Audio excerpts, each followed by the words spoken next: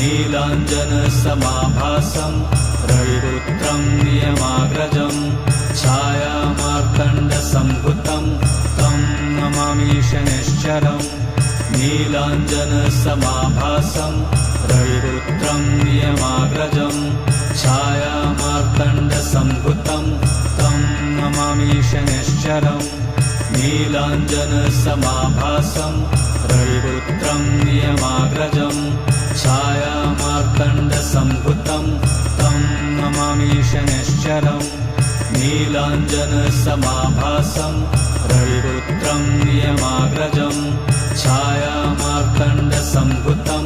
तं नमामि शनैश्चरम् नीलाञ्जनसमाभासं रविपुत्रं नियमाग्रजं छायामार्तण्डसम्भुतं तं नमामि शनैश्चरम्